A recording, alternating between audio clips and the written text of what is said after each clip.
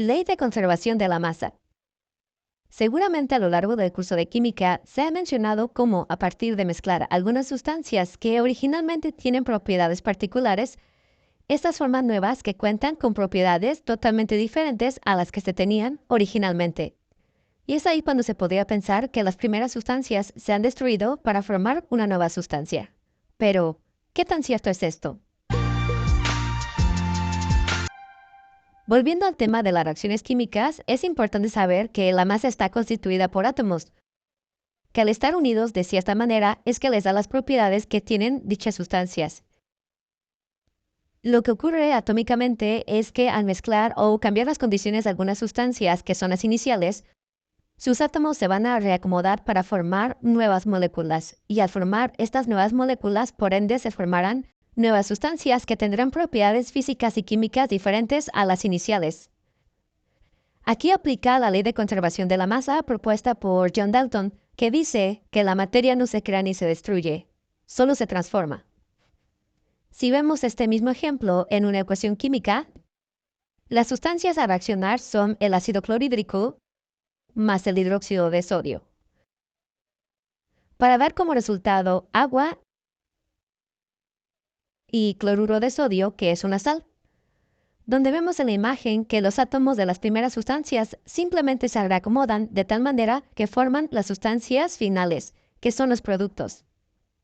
Esta ley nos dice que la masa es igual tanto en los reactivos como en los productos.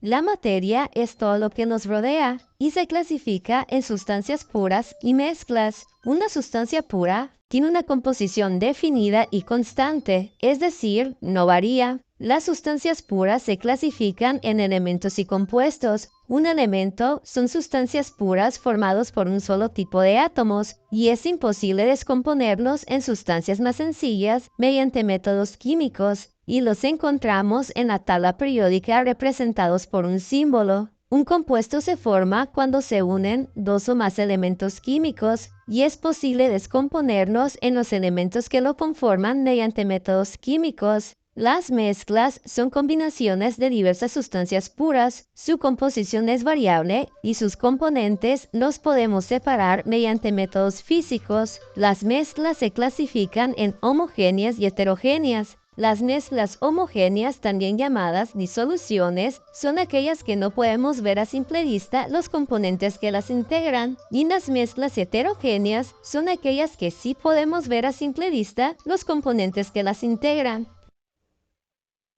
Átomo significa sin división o indivisible, y es la partícula más pequeña que forma la materia. El átomo está compuesto por distintas partículas, unas con carga positiva llamadas protones, otras partículas sin carga llamadas neutrones, y alrededor de ellos encontramos girando en distintas órbitas o niveles de energía a los electrones, que son partículas con carga negativa. Los protones y neutrones forman lo que es el núcleo del átomo, mientras que los electrones forman la corteza del átomo. ¿Qué es un átomo? Desde siglos atrás, la gente se preguntaba de qué estaba hecha la materia.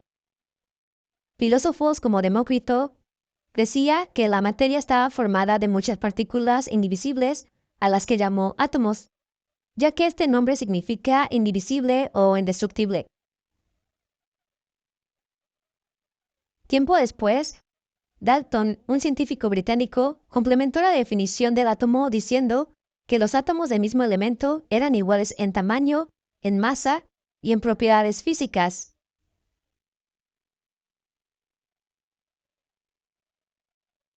Y conforme fue avanzando el tiempo y gracias a las nuevas tecnologías, científicos descubrieron de qué estaba hecho el átomo y cómo se comportaba. Joseph Thomson descubrió los electrones, los cuales tienen carga negativa. Ernest Rutherford descubrió los protones, que estos tienen carga positiva. Chadwick descubrió los neutrones con carga neutra. Y Bohr ayudó a comprender a cómo se mueven los electrones a través de los orbitales en el átomo. Y a pesar de que existen más modelos atómicos, estos mencionados nos ayudan a comprender de una manera general a un átomo. Pues bien, en la actualidad un átomo se define como la unidad básica de un elemento que puede intervenir en una combinación química.